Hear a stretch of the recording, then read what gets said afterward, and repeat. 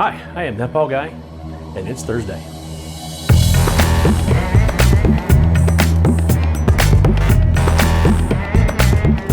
It's Thursday, June 4th, 2020. We are now into the 6th month of the year, folks. How about that? Pretty incredible, huh? Just I've gotten where I'm doing this every week. My weekly PSA, my public service announcement. I hope as states start to open back up, here in Florida, we're opening phase 2. And I hope that everybody just, as we get back out in the restaurants, bars, amusement parks, retail shops, whatever it may be, that we're taking just a little bit extra time to be conscious of other people. We're taking care of each other and others, and we're just trying to, be calm and be patient. We'll get all this back. Don't worry. Hygiene, all the good stuff, and just kind of do your best to keep good attitude about it. We're going to get back into things. I know there are other things that are going on that are taking away from that, or that deserve some attention right now. I'm not going to give an opinion one way or the other on that. I don't feel that's my place right now to do that, not in this forum. And so I'm not going to do that on Twitter, Facebook, any media or anything like that. So please don't be offended that I'm not saying something, because I don't believe that this is the forum to do that. In any case, though, I just want everybody to be safe out there and take care of each other and take care of yourselves, and we'll all get through all this together, hopefully. And I do mean together. Pointing you to last week, but I'm giving you a warning about last week. The sound was horrible, which prompted me to do something else. I have completely changed the editor that I'm using. I was on the verge of doing that anyway, but all the problems I had trying to do It's Thursday for last week has caused me to go ahead and make that switch, because trying to re-edit that and redo that, and I even took it off YouTube at one time after it already started getting views, and had to try to go back and put it on after correcting, and it was still messed up. So I've completely gone away from the editor I was using, and I'm using something else now. If that works well, I'll tell everybody what it is. Until that time, I'm not going to mention it. But go back and make fun of it if you want to. You can leave something in the comments. That's fine. Please cut me a break on that. Don't give me any thumbs down. I know the audio quality is bad, okay, folks? So just cut me that break at least. We're going to start you off with space news. SpaceX specifically, they had a heck of a week last week, didn't they? Don't know how much you guys might or might not have been paying attention. Hopefully you're paying attention to at least some of it. But they had a pretty busy week, and it started on Wednesday of last week, actually. And I actually made mention of it in last week's video. But last week, they were ready. They were on the pad, and at T-minus 17 minutes, they scrubbed the launch. It had to go up at an exact time. It was not able to do so because of weather conditions that didn't clear up till about a half hour afterward. So Doug Hurley and Bob Behnken had to disembark and had to, they put the launch off. That's as simple as that. They had to leave at exactly 4:33, I believe it was. They weren't able to do so, and therefore the launch window had closed, and they had to disembark and redo everything. The next launch window would be on Saturday. The fun wasn't over, though, because before then, on Friday, a test in Boca Chica, Texas, on the SN4, which is the Starship prototype. It's the fourth in the line, obviously. Under a pressure test and an engine fire test, had what they call a rapid unscheduled disassembly. It blew up. Yeah, big time. Now, this sounds like a failure, especially 2 of them in a row, Saturday and then turn around on Friday. It sounds like SpaceX is going through some stuff. But you got to remember, SpaceX does a lot of testing on their equipment and their new stuff, especially new things that are coming out in prototypes. SN4 is a prototype, or was a prototype. All of these Starship, series are prototypes. That's what they're designed to do. They're going to push them until they're not designed to go up in space. They are designed to see how much they will take before they break. So the old phrase of trying to, mess with it until you break it is definitely true. They're going to push it until it breaks, and that's the way that SpaceX has done things all along, and that's the way they're going to continue doing things. So don't see this as a failure. This is an opportunity to learn more and discover what happened, and make sure that it doesn't happen on SN5. Look forward to SN5 also failing. SN6 is already in the works, but look forward to these going through their tests until they absolutely can't take it anymore, and then you'll have a failure. That's the way that this has happened. What gives that, or the end result of that, is what happened on Saturday.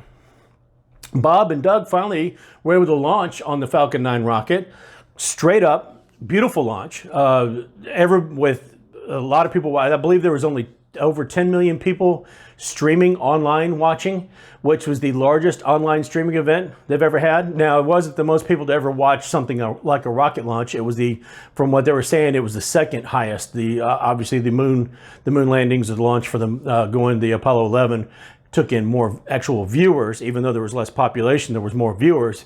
But this was the second most watched space event in history from what they're saying. And it set a record for online viewership. So it's pretty impressive. The Falcon 9 left at, I believe it was 3:22 on Saturday, taking Bob and Doug up into orbit. It was a beautiful launch. 19 hours later, they met up with the ISS. They were able to dock, and roughly 2 hours or so after they docked, they were able to go through their entire checklist, get everything, communications established, power established, and all that, so they could go ahead and actually open the hatch and everybody come inside. So, back on track, you figure. That sounds good. Last night, as a matter of fact, it's still continuing that trend. Oh, by the way, the Falcon 9 booster from the Demo 2 mission did land successfully. It landed on, of course, I Still Love You, the barge out in the Atlantic. And on the way to the ISS, Bob and Doug went ahead and actually named the crew capsule, the Dragon Demo 2 capsule. They went ahead and named it Endeavour. The reason for the name is because both of them had flown on Endeavour when the space shuttle program was still active. So given that and a talk between themselves, they named it Endeavour, and sure enough, that's what it was called the rest of the entire mission. So they have made it safely and everything's fine. The booster landed, everything was great. And then last night, there was another Falcon 9 launch of another set of Starlink satellites. This is the 7th launch of active satellites. It's the 8th launch overall of a group of 60 satellites. The first 60 were test satellites. They are not functional. So that now means that they do have 420 satellites that are in orbit and operational. They should be fixed in orbit about the time that I'm doing this video. So there is a successful North American coverage now for Elon Musk and the Starlink program. It's a little bit confusing trying to figure out how many launches there actually have been, because there was one with a couple of satellites to prove that they could do it. There was a test launch of 60 saying that, okay, we could deploy at least 60. And then now there have been 7 successful launches of those satellites that have deployed. Full week already. Pretty good, huh? Well, it's not over, because today marks the 10th anniversary of the Falcon 9 rocket booster. Oh, by the way, last night they also stuck the landing on that. They did not land it on, of course, I Still Love You, because that was already bringing the other booster back. This one landed on, just read the instructions, which is the one that came from the Pacific Ocean over to the Atlantic with a short stint in the Gulf of Mexico. So just follow the instructions. It was out there for this booster to land on. It did so. It's on its way back. Probably came back early in the morning this morning. But today actually marks the 10th anniversary of the Falcon 9 rocket. So 10 years ago today, the first one launched, and SpaceX has been, this whole entire week has been, all the space news has been focused around them. So for Elon Musk and the SpaceX team, incredible job, guys. It's a very, very exciting week, very enjoyable week for the very, very most part. And we look forward to seeing a whole lot more and bring the guys home safely. So the next mission is going to be a four-man mission that should happen in October or so. And that's simply going to be called Crew 1. So it's the first time ever that a private industry or a commercial company has launched men into space, and what a way to do it. Moving over to tech news, not a whole lot going on in tech news. If you're looking for computer parts or anything like that right now, or just electronics in general, you're going to know, or you're going to realize that it's very difficult trying to get some of these parts and pieces, partially because a lot of places that were manufacturing all of the equipment might still be able to manufacture that equipment, but shipping becomes a problem. There's a couple of reasons why shipping becomes a problem. Most of all, because PPE takes priority. So anything that's personal protective equipment is, for the past 6 to 8 weeks, has taken priority, and all the electronic stuff has taken a back seat. The second part of that is some of the shipments and some of the just regular freight that normally comes flies as an extra passenger or extra cargo on normal passenger planes. Well, in case anybody hasn't been paying attention, passenger flights have gone down roughly 90 to 95% over the past several weeks, 6 to 8 weeks. So all of that freight that would normally fly on a plane isn't coming. Another thing that does is it also pushes back when you don't have anything, you might have it on the manufacturing, but you can't get it transported. You then have warehouses that when this starts, what they have is what they've got to sell.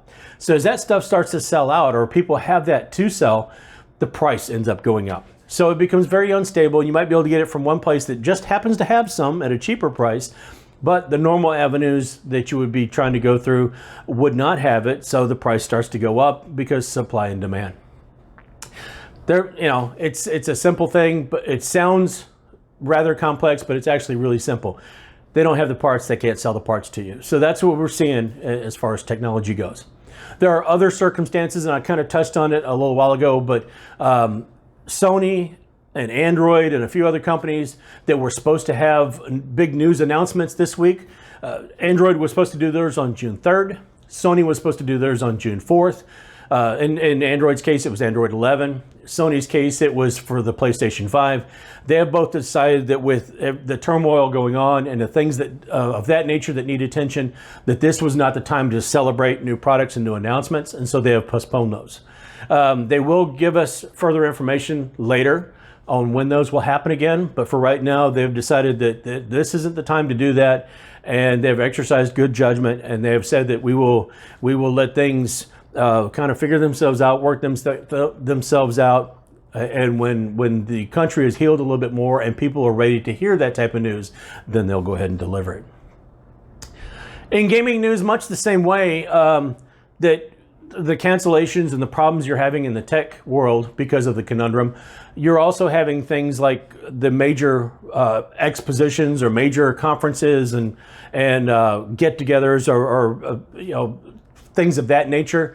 Those get canceled. When you have major events or 3-day events or 1-week events, and they you can't get people there, first of all, or you can't get support staff, or it takes a lot of setting up to do. One of those things being the Electronic Entertainment Expo, E3, which was scheduled to start on the 9th. It obviously has been canceled for quite a while. We heard about that several weeks back, or actually a couple months ago now. That was scheduled to happen. It will not be happening. However, if you go to the E3 website, they will try to point you to all the events or electronic, the web deliveries or electronic events or whatever that may be happening that people are presenting online.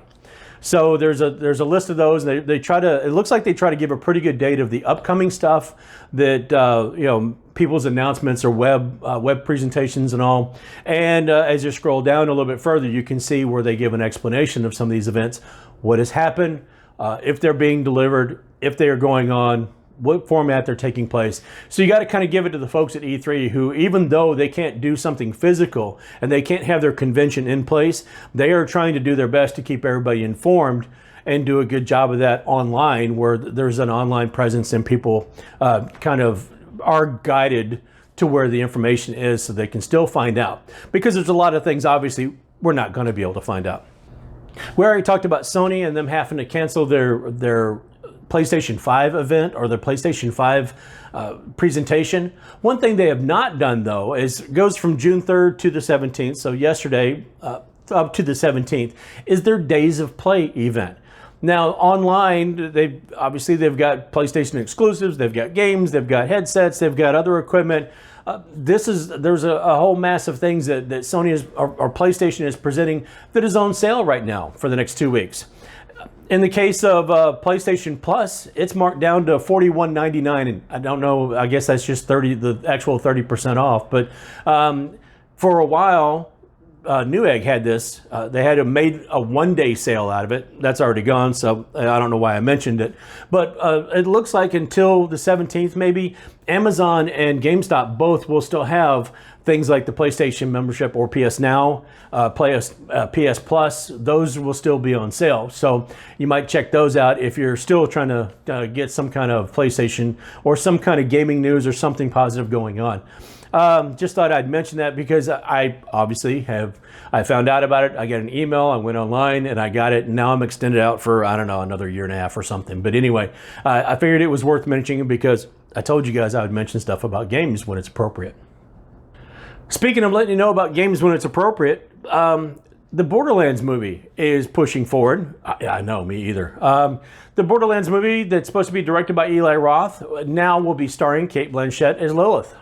And you guys think, what? Huh? What? Did I miss something? Evidently, this has been in the works since 2016, that something's been going on with this. And after some back and forth and everything, I guess it was announced recently, a couple days ago or yesterday or something, that Cate Blanchett will take she will play the protagonist Lilith from the Borderlands 3 video game. I'm not sure if she was in one of the other ones. I don't remember for sure, but I know she had a heavy presence in Borderlands 3. So she is signed on to play that. So evidently, you've got a cast of characters that's coming along. There is still no word on when this is going to start filming. There is no word on who the rest of the cast is, to my knowledge. I haven't heard anything about the rest of the cast, anything about filming, anything about location, anything about whether this is actually going to be an animated or a live action.